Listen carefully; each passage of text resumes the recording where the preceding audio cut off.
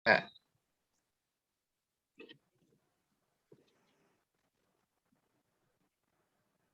Assalamualaikum warahmatullahi wabarakatuh. Kami kelas 10A dari kelompok 2 ingin mempresentasikan mengenai konsep geografi dalam kehidupan. Perkenalkan, nama saya Duta Pasya Skarnararia, nomor presensi 9.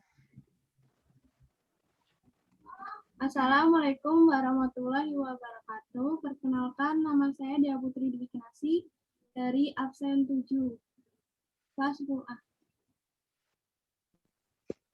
Nama saya Delova Kusuma Dewi, nomor presensi 8. Saya Fahra Garinuno Nadine Hertanto, nomor absen 10. Saya Farhan Dipenisasi, nomor presensi 11.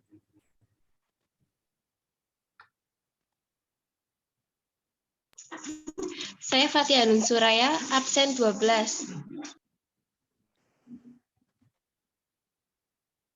Jadi, pengertian dari konsep geografi adalah unsur penting dalam memahami fenomena ataupun kejadian geografi baik alam maupun sosial.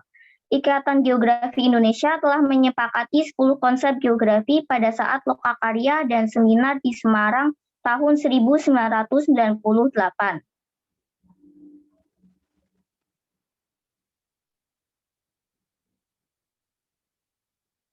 Konsep geografi terdiri dari 10. Yang pertama ada konsep lokasi, kedua konsep jarak, ketiga konsep keterjangkauan, keempat konsep pola, kelima konsep morfologi, keenam konsep aglomerasi, ketujuh konsep interaksi dan interpendensasi, nomor 8 konsep nilai kegunaan, 9 konsep diferensiasi area, dan 10 konsep keterkaitan ruang.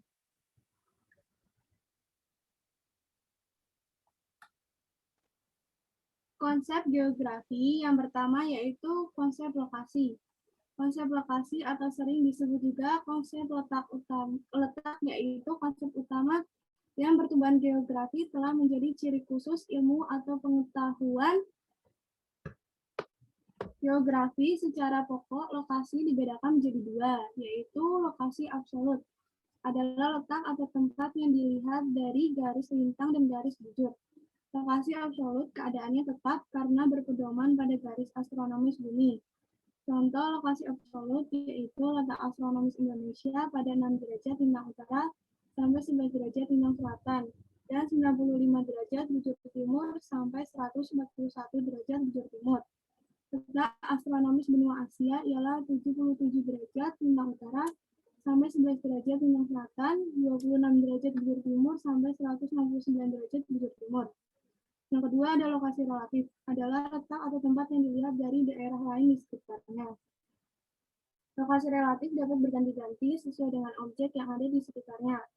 Contoh lokasi relatif yaitu lokasi geografis negara Indonesia yang terletak di antara Samudra Hindia dan Samudra Pasifik serta benua Asia dan benua Australia. Singapura terletak di sebelah selatan Malaysia dan Inggris berada di sebelah barat Eropa Barat.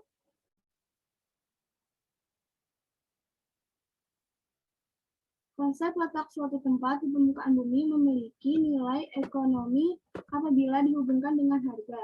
Contoh, pada daerah yang dingin, orang-orang cenderung berpakaian tebal atau hangat. Nilai lahan atau tanah untuk pemukiman akan berkurang apabila berdekatan dengan pabrik, kuburan, pasar, terminal kendaraan umum karena bising dan pencemaran yang terjadi di sekitarnya.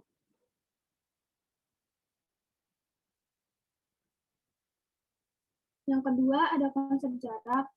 Konsep jarak berkaitan dengan lokasi karena nilai suatu objek dapat ditentukan oleh jarak terhadap suatu objek lain.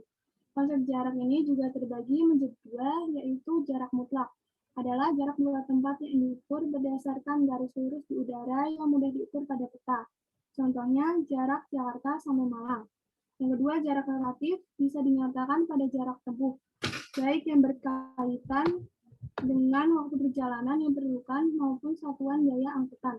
Contohnya, jarak Jakarta sampai Malang dengan pesawat adalah 1,5 jam. Konsep jarak dihubungkan dengan keuntungannya diperoleh sehingga manusia cenderung memperhitungkan jarak. Contohnya, harga tanah akan semakin mahal apabila mendekati pusat kota dibandingkan dengan harga tanah di wilayah pedesaan.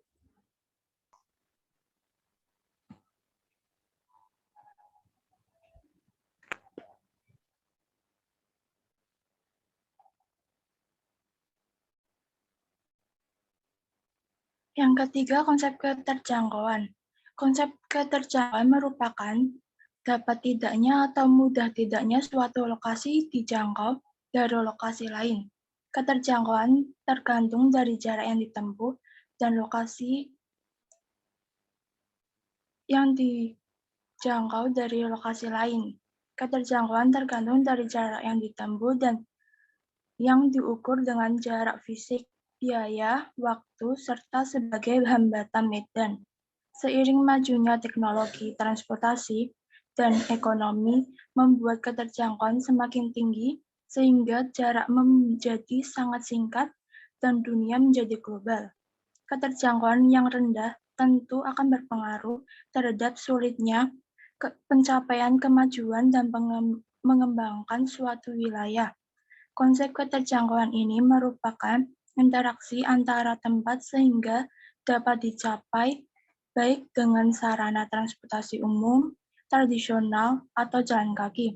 Contohnya, keterjangkauan Jakarta-Semarang bisa menggunakan pesawat, Jakarta-Bandung dengan kereta api, daerah Pati penghasil beras, dan daerah Brebes penghasil bawang merah.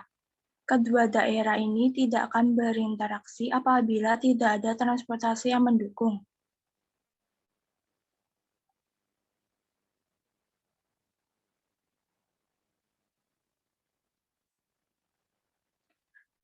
Yang keempat, konsep pola.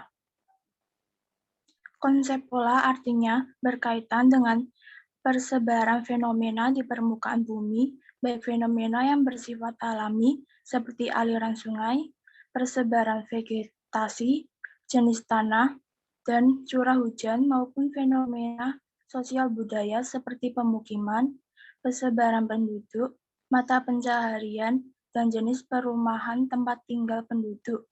Pada konsep biografi, mempelajari pola-pola dan persebaran fenomena, memahami arti serta berusaha untuk memanfaatkannya. Konsep pola merupakan bentuk interaksi manusia dengan lingkungan atau interaksi alam dengan alam maupun sosial budaya. Contoh, pola aliran sungai terkait dengan struktur geologi dan jenis batuan. Pola pemukiman penduduk terkait dengan sungai, jalan, bentuk lahan, dan lain sebagainya.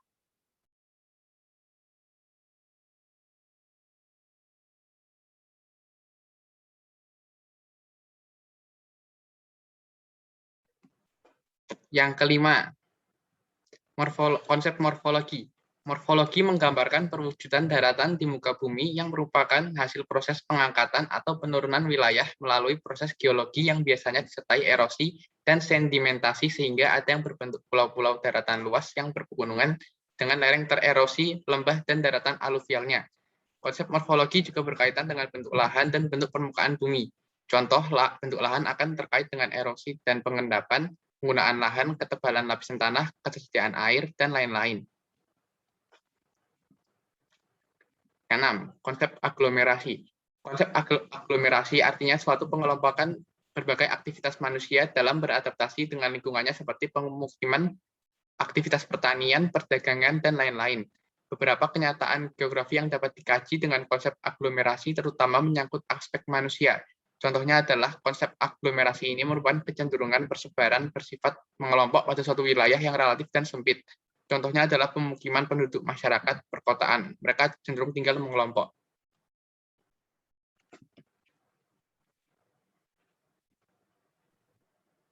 Konsep yang ketujuh yaitu konsep interaksi dan interdependensi. Konsep interaksi merupakan hubungan timbal balik antara dua daerah atau lebih yang dapat menghasilkan kenyataan baru, penampilan, dan masalah. Dalam konsep interaksi satu fenomena tergantung pada yang lain. Contohnya, interaksi kota dan desa terjadi karena adanya perbedaan potensi alam. Desa memproduksi bahan baku sedangkan kota menghasilkan produk industri. Kedua daerah ini saling berhubungan sehingga terjadi interaksi.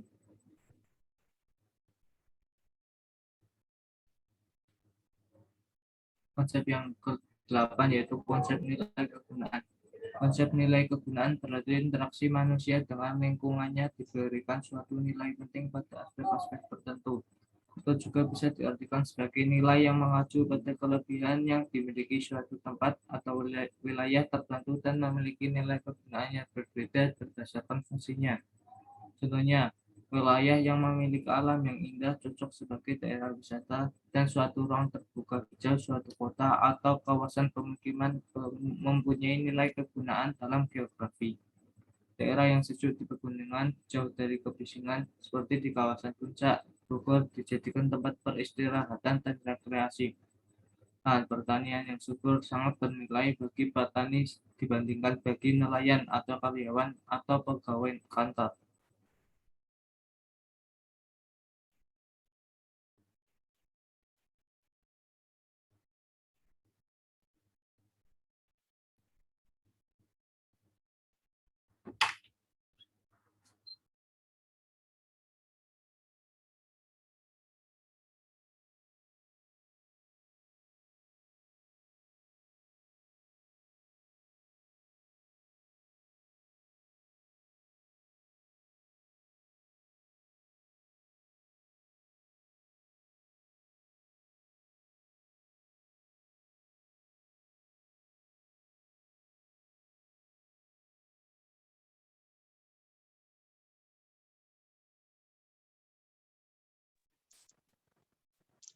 Sembilan, konsep diferensiasi area. Diferensiasi area menggambarkan keunikan atau karakteristik antara wilayah satu dengan yang lainnya.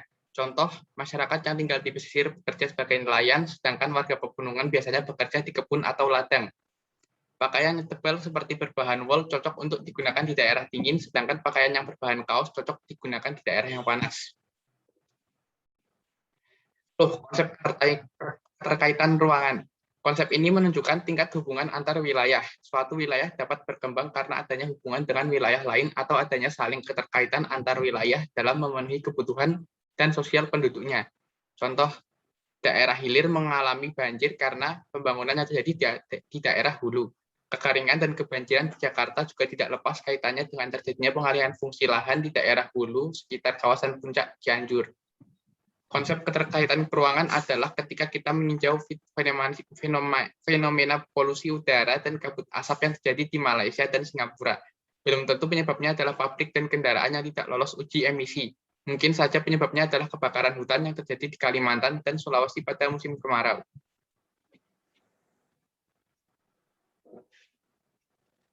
Konsep geografi ini sengaja dibuat untuk penyatu bahasan pemikiran geografi. Sekian dari kami. Wassalamualaikum warahmatullahi wabarakatuh.